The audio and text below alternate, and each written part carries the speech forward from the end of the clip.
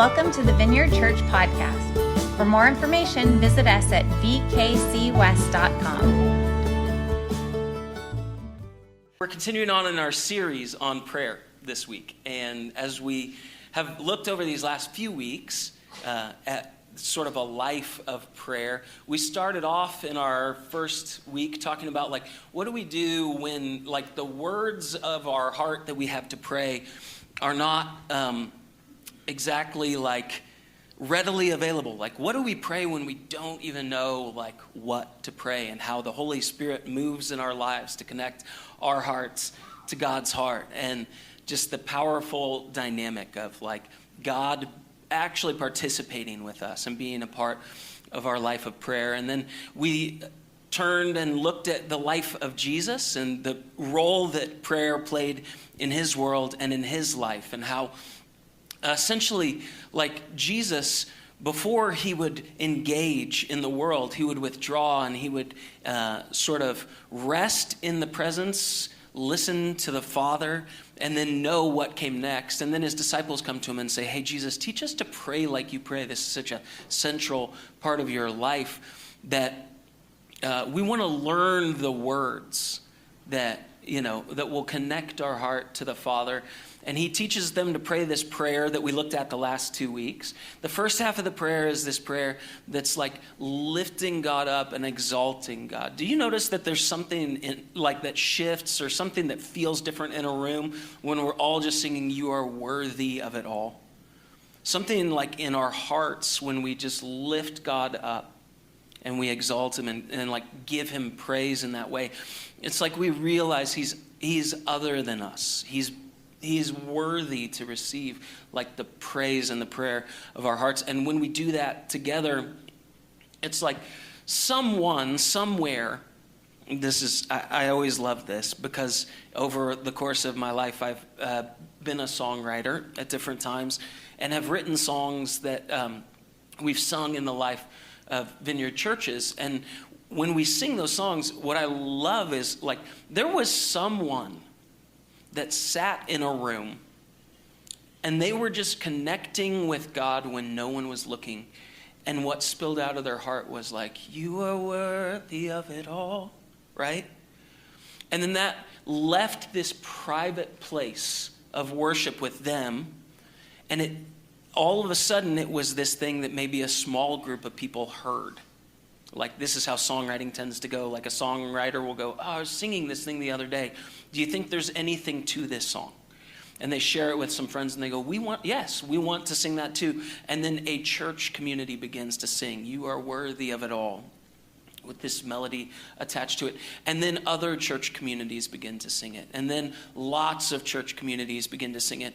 And what is sort of this path for our hearts to walk down together when we're in this gathering in this time is something that started in a person's life, in secret, in private, between them and God, with no one looking. It was their life of prayer that poured out, but now it's become a pathway that in our gatherings we can all walk down this path together and connect our heart to God. Isn't there just some mystery in that?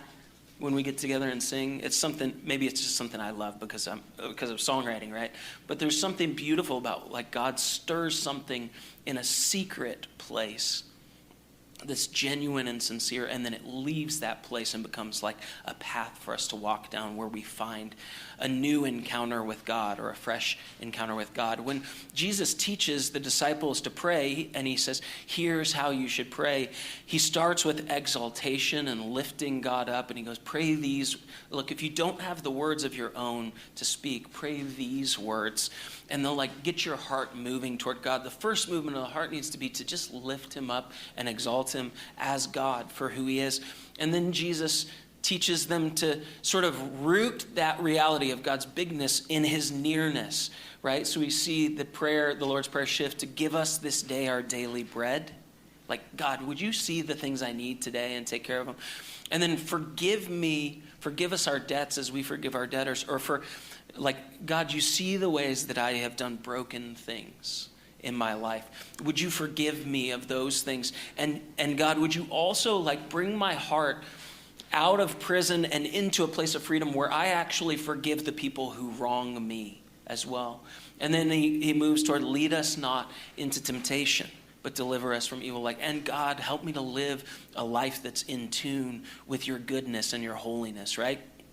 The beauty of some of these prayers that we find in the scriptures or all throughout like worship songs or these different places is that someone has an encounter with God and then they give it as a gift to the community of faith and the people who are wanting to connect their hearts to God. And all of a sudden there's this place of life that someone has gone and met with God in that way. And now all of a sudden it creates a place for me to go and do that thing as well. Earlier this year, our church staff went through a book together called Emotionally Healthy Discipleship. It's by Pete Scazzero. And in this book, like we would read some chapters and then we'd jump on a Teams meeting and like do some discussion around it. And in this book, one of the things that Scazzero points out that I think is probably pretty common for most of us is that the modern church is really comfortable with like reading a scripture about doing something good and then going, okay, let's move to action. Let's do something good, right? Like it's very action-oriented expression of the way that we engage our faith life. One of the things that we're a little less good at culturally is sitting still.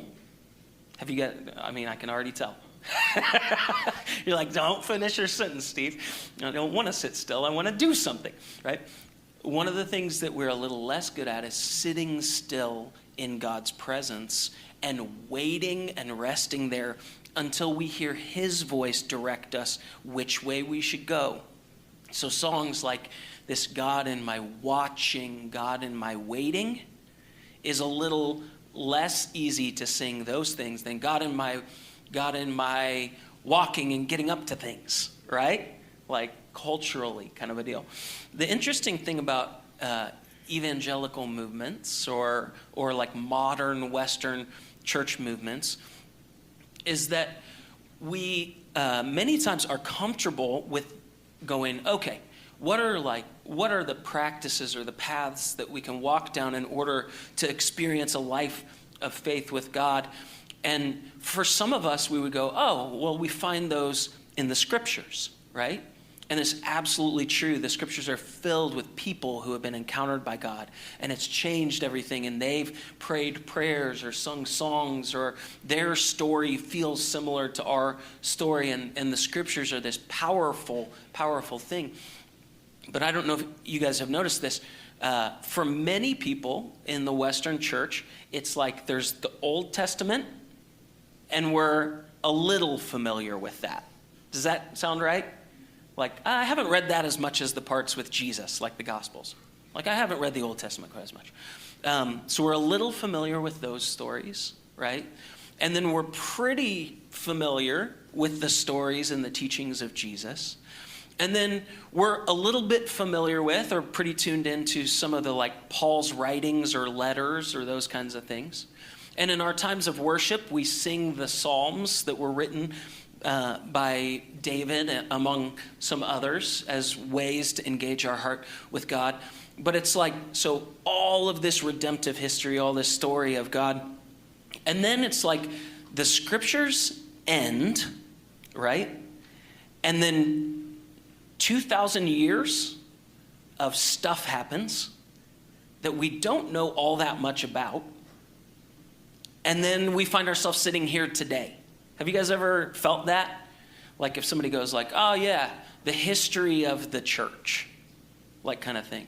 And you would go, for many of us, I would say, if we have an awareness of the history of the church, it's like really spotty. So if you're a Baptist and you go to a Baptist church, you might know some of the, like what happened in the Baptist church at different points. Or if you're a Methodist, you might know some of the sort of stories or Methodist pieces of our history. If you are Catholic, you might be like aware of saints and some of those church history touch points throughout. If you're sitting in a Vineyard church right now, it's possible that like when the movie like Jesus Revolution comes out a little while back, and you start to like learn about the hippies that were giving their life to Jesus in the 70s and this like radical awakening of faith that then gives birth to like a few different church planting movements like the Vineyard, you'd go, oh, I've actually heard some stories and learned some things about like the history or the foundation of the Vineyard and what God did in the lives of those people and the songs that God put into the lives of those people and those sorts of things. We might be tuned in, like have a very spotty understanding of the history of like a stream of the church, right? Or perhaps if you go like, oh yeah, church history, I don't really know much about it, except for that at one point there were crusades and that was really broken and bad, right? You've heard that like when historians will try and simplify the church, they just move to the most broken places of the church's story or history. Or you might, if you were like a really astute studier, I'm just curious, who has ever sort of dove into church history? I may be making some assumptions, like a little scattering of a few people across the room, right? But how many of you would say, oh, those 2,000 years between like the early church that we see in the New Testament and then me stomping around on the planet, I do not have much information about what God did during that 2,000 years. Does this sound familiar? Okay. I was making sure I wasn't making assumptions, but based on conversations I've had with people over the course of the years of pastoring, there's like a vacuum of knowing what God did and how people interacted with God during about 2,000 years of God moving and bringing his redemptive plan along in history. You might know something like, around 1,000 years into the story, there was a thing called the Great Schism where like the Roman Catholic Church split off this way and the Eastern Orthodox Church split off that way. You might know that. To some of you, that may be news. It happened a millennia ago. And then for some of us, we might go, there once was a guy named Martin Luther who nailed a list of things onto the door of a church about all the ways that the church had lost its way, these 95 Theses. And he sort of brought reform, and all of a sudden we see like there's a Protestant stream of the church and there's a Catholic stream of the church, right? Some of us might know about some of those moments, but by and large, I would say most of us are pretty out of tune or out of touch with the stories of God's movement in the lives of people and groups of people that existed during this window of time that we would call church history. Does this seem fair to say? The interesting thing about, in a very similar way to the way that God did something in the life of a songwriter in a room, and now we all have a path to walk down to sing "You Are Worthy of It All" this morning. God has been interacting with people all throughout church history in these amazing, profound ways, and we probably don't realize it, but we've inherited such a rich history of God moving in the lives of people. And so what we're going to do over the next couple of weeks together is we're actually going to look at some historical prayers of the church that are really deep and really powerful. I noticed when I first started to become aware of this thing of like, I have an absence of understanding of like what God did during this period of time. The first time that I sort of became aware of it was I grew up in a church that sang hymns. Anybody grow up in one of these churches or attend one of these churches as a kid? You know the like hymnal that was in the seat in front of you? Well, ours were red. What color were your hymnals? Red. Green or red, you can tell which denomination by what color it was sometimes. Yeah. So, there were these hymnals. Usually had like a cross on the front of them and said, hymns or whatever. And in them were songs that were written like a long time ago. And there was a morning that I can specifically remember where we were singing the song Amazing Grace. Does anyone know this song? Yes? Here's the funny thing. You cannot have any history or foundation in the church. I was with a group of leaders from the company that I work for doing leadership development. And we were doing this retreat for leadership development offsite. And a few of the guys are musicians, and they brought guitars, and we were staying up late playing songs we knew together. And they were like, Steve, play us like your favorite song. And I was like, it's a spiritual one. Does that bother you? And they're like, no, do it. And so I start singing Amazing Grace. And several of these guys who had not been in church since they were children, all of a sudden just got like really still. And like the presence of God was in the work meeting. You know what I mean? And then I like looked up after I sang it, and one of the guys had his like voice recorder out and was like recording it. And he goes, I haven't heard that song in so long. Like kind of thing. And you're like, I wonder what God will do with that spiritual memory that he had. The interesting thing that happened in my life as a kid in this church with hymnals and the seatbacks in front of me is I started to notice like the hymns had different writers. And I looked at how long, like Amazing Grace just seemed like a church song. And I looked at how long ago Amazing Grace had been written. And it was written in the year 1779. Isn't this wild? God got a hold of a guy's life who had been involved in the slave trade. And he'd been getting rich in the slave trade. And God got a hold of his life. And in this moment of like grief and despair at the broken thing that he'd been doing, he just completely repents and turns and becomes an abolitionist, right?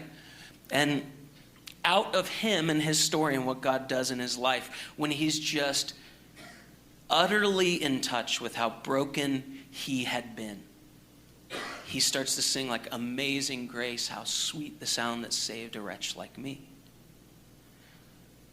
The weight and the power of these words are like rooted in the life of a story of a person hundreds of years ago, that God did something in his life. And now all of a sudden, we as the Western Church have for generations and generations been able to sing about the grace that God has. But for how many of you have noticed this? When we sing about the grace that God has, we're not thinking of it as abolitionists necessarily.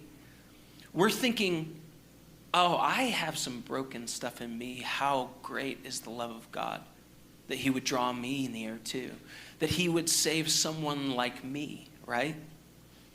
The interesting thing that I started to realize as a kid when I heard the story of why Amazing Grace was written and realized that it's like something God did way back there, but it's every bit as alive to me in my life of prayer in this moment, is I started to realize, wait a minute, there might be other places where God has done something in a group of people or in a person along the way, that because of what he did in their life, I now have a place I can go and meet with God too. A short bit after that, I had this experience where a friend of mine said, hey, come with me. We're going to go on this weekend trip to a place I found. And I go, okay, well, where is it? And what are we doing? He goes, we're going to a monastery. And I was like, cool. Sounds like a blast, bud, like kind of thing. I was pretty young. I was in my early 20s. And he goes, it's peaceful there, and for some reason I can pray different there. And I want you to come with me and see it. So we go to this monastery in Conception, Missouri. Have any of you ever heard of Conception Abbey? Okay. Has anyone been to Conception Abbey? I'm curious. Eddie has. I dragged Eddie there once. He loved it. So in this abbey, these monks, these Benedictine monks, live in a rhythm of pausing throughout the day to pray through the scriptures, and they make their way through the scriptures in this rhythm of prayer and worship. 5 or 6 times a day they pause. They begin their day, they work a little bit, then they pause and they worship for a little bit longer, and then they pause and they worship for a little longer, and they work and they pause, right? And I asked one of the monks over dinner one night, I go, hey, listen, you have had this life of prayer that looks so different from anything in my life. What have you learned about prayer? Because he'd been there, I think he had been there 34 years. And he was like the sort of on-site resident doctor, nurse kind of person for this community. And He goes, oh, you know what's funny about you and your type of people? And I go, well, hold on a second. What do you think my type of people are? And he goes, like new church people. And I go, what does that mean to you? He goes, people who don't have any awareness of the history of the church. And I go, that's a little offensive, but it's true, so I'm going to let it go. And he laughs and I laugh, and and he goes, here's what I've learned. New church people are very busy figuring out what words they need to say to God when they pray. But we have learned as a way of life that it's our job to pause and to do more listening than speaking in our life of prayer. And something shifted in my heart where I go, oh, these people who are living in this rhythm that's been around for a really long time, they understand something a little bit different about prayer than what I understand. And so I asked him, I go, how long ago did this like Benedictine order of monks begin? And he says to me, oh, somewhere in the mid 500s AD, people began to live in this rhythm. And I started to go, wait a minute. The richness of this kind of prayer has been around all this time, and people have been living in communities that order the rhythm of their life like this for all that time. All I knew about was the red hymnal, right? And then this other thing happens a few years later, like later in my 20s, where I go with some friends on a hike through Spain on a trail that's called the Camino de Santiago. Have you guys heard of this? And on this trail, it starts in France, goes the entire length of Spain, and it ends at St. James Cathedral, which is the resting place of James, the brother of Jesus. And as I'm walking this trail day in and day out, I'm meeting all these other people that are walking and hiking the trail from all these other countries. And since you're walking 20 miles a day right next to each other, you just go ahead and talk and ask each other questions, right? And so I ask these people, why are you hiking the Camino? And they start talking about their life and what's going on in their world and what they know about God and what they still don't know about God. And we find ourselves in Santiago, and roughly, I don't know, maybe a group of 40 or 50 people that we'd sort of, like some days we'd hike further than them, some days they'd hike further than us, and you kind of got to know the people you were traveling at the same pace with. We find ourselves walking into St. James Cathedral in Santiago. And it's this big, huge cathedral. And there's like an incense, we sing like day and night and day, let incense arise. In worship traditions, incense is this like symbol of holiness and worship rising into the atmosphere to God. It's like a physical picture of our spiritual practice kind of thing. Well, they had this incense swinging through the cathedral that was like the size of a Volvo. It was just like this huge like incense thing swinging. And in this moment, I asked one of the I guess priests that was there, I go, how long has this cathedral been here, and how long have people been coming here to worship? And he goes, oh, just a little over 1,000 years. People have been making their way to this place to worship and to pray. And it was one of these moments where like heaven and earth seemed close together. Like it just felt like a place of significance. And throughout my 20s, if you guys are curious about some of these like streams of the church and how does the story of these 2,000 years go, if you're a reader or you're really curious about this, there's a book. It's actually a 2-volume book called The Story of Christianity, and it's by Justo Gonzalez. And it's this really powerful book that just sort of goes like generation through generation all throughout the church's growth, and it's just beautiful and fascinating. I want to say maybe Cody read this last year or something, which is what brought it to my mind a little while back. But what I've started to realize is this, that, wait a minute, 300 years ago, people were writing songs like Amazing Grace that we still sing today. Wait a minute, about 1,000 years ago, people built a place to worship and pray. And now I find myself in another country encountering God because people built a place and have been worshiping here since. Wait a minute, there are these people who about 1,500 years ago started into a rhythm of life, and you can go and join them and learn from them about a life of prayer. There's all throughout the scriptures. If you use the scriptures as a jumping off spot for your life of prayer, there's the Psalms of David. There's the prayers of the prophets where they're talking to God about the brokenness of culture around them and what God wants from us as people. There's the prayers that we see in the life of Jesus. There's the early letters to the church. All of these can serve as like paths to walk down for us to encounter God in some kind of a unique and different way. I'm always interested when somebody talks about their life of faith as a boring thing. Because I'm like, how could you possibly get to the depths of what this thing is and the generations and generations of stories of what God has done in the lives of people that we inherit as a part of our family tradition and legacy? Today, we're going to look actually at one person from history that wrote a prayer that has shaped and formed my life in a really beautiful way. And I want to share that with you. It's a man called St. Patrick. Anyone heard of this man? Yes? What's the first thing that comes into your mind when you think of St. Patrick? Green beer. Let's be honest.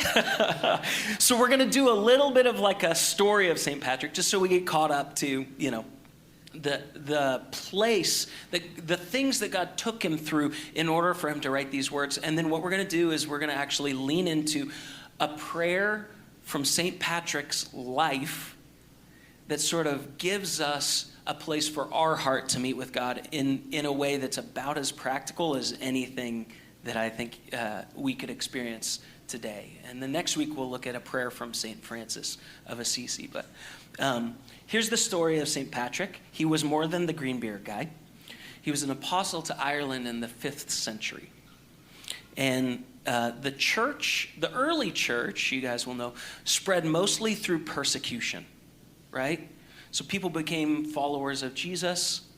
They were put to death or burned at the stake in sort of pagan Rome. They were used for sport in the gladiator arena. They were killed for having this faith in this person, Jesus, who claimed that he was the King of Kings. Well, in Rome, there was only one king, and he was Caesar. And even the money said on it, Caesar is Lord. So these people following Jesus, who claimed to be Lord, were being widely put to death throughout the Roman Empire. But the persecution actually just caused the thing to continue to grow and to spread all the way through the Roman Empire. It sort of grew underground until about 300 years in, when a woman named Helena found herself following Jesus. Now, she had a son who became the emperor of Rome, and his name was Constantine.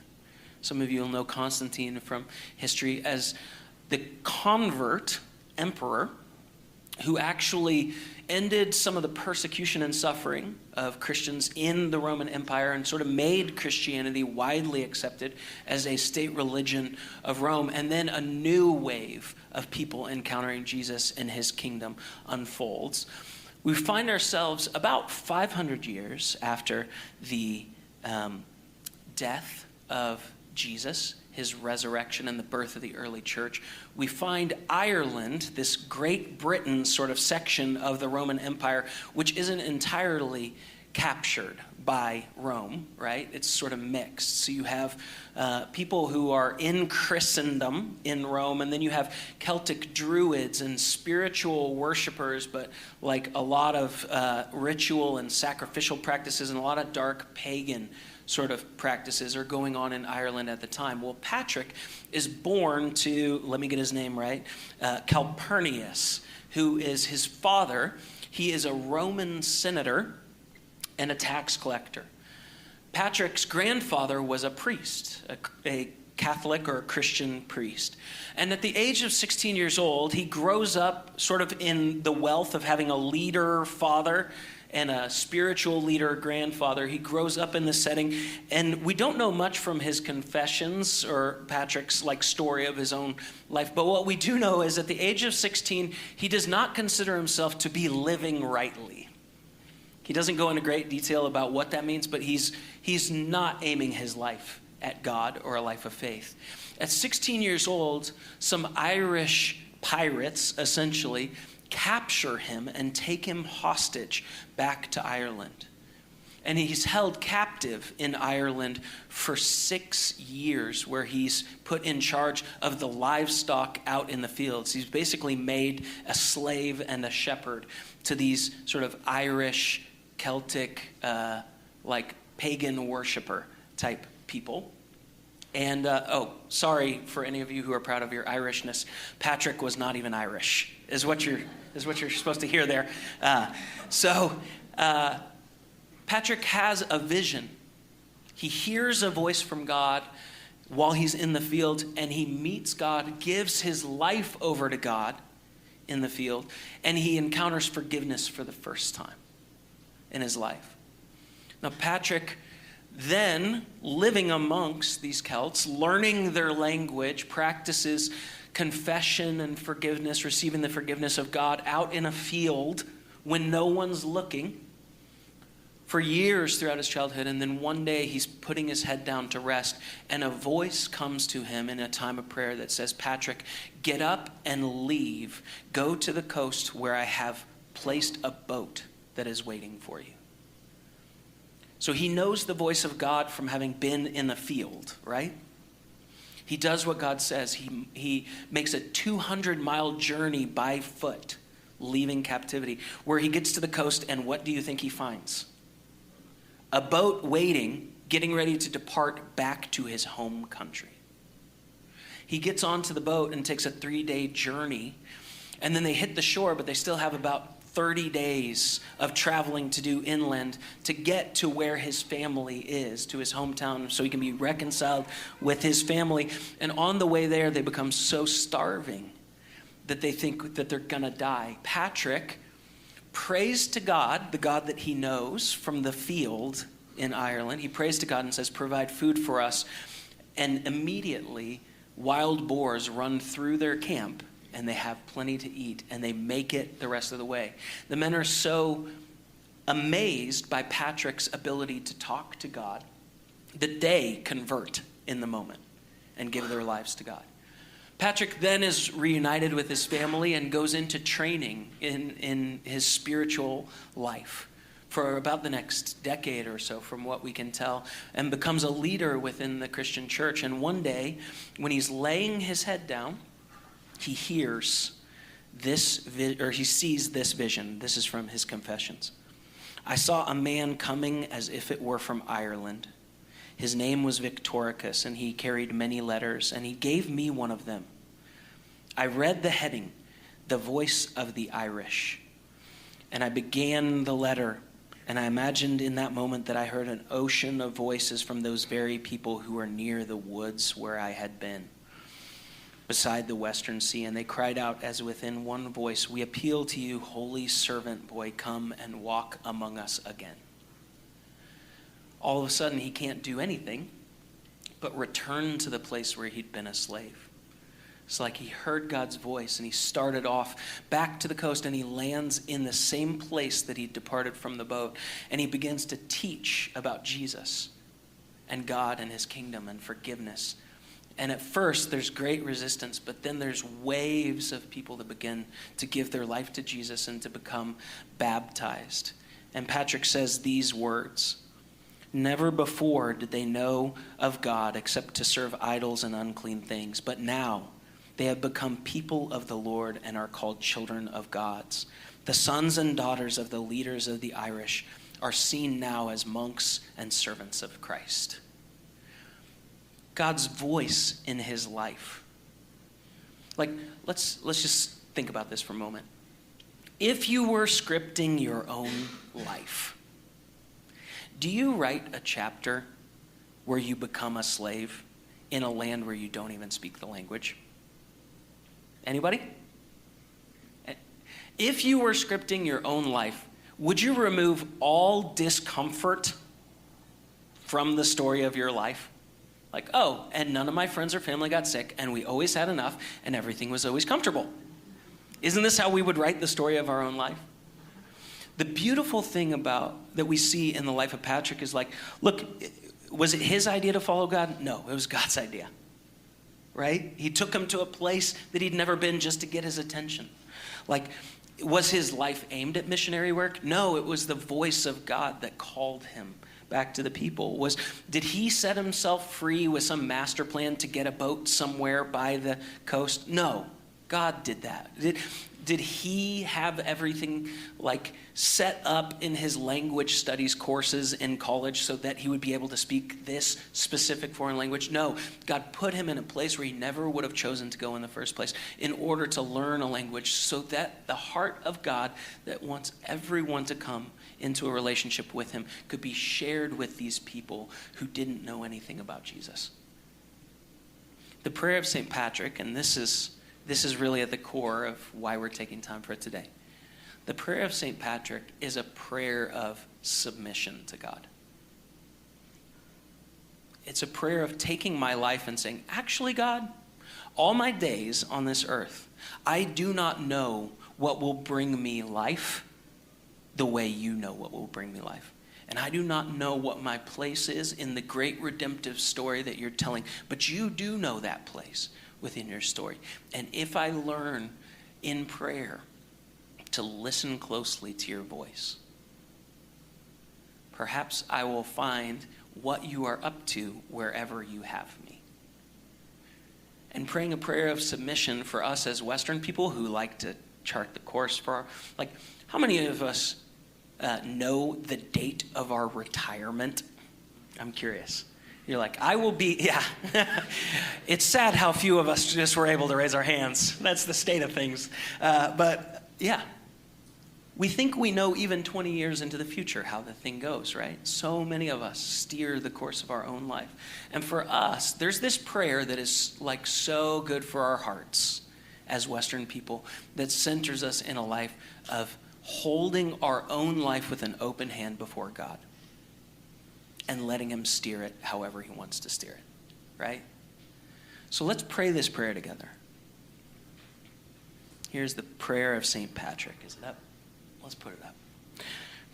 Christ with me, Christ before me, Christ behind me, Christ in me, Christ beneath me, Christ above me, Christ on my right and Christ on my left, Christ when I lie down and Christ when I sit down, Christ when I arise, Christ in the heart of every man who thinks of me, Christ in the mouth of everyone who speaks of me, Christ in every eye that sees me, and Christ in every ear that hears me. Let's just pray. We're going to pray into some of this and let God speak. Because remember, it's as much about listen. It's less about our words that we have to say about God and a lot more about what he wants to say to us.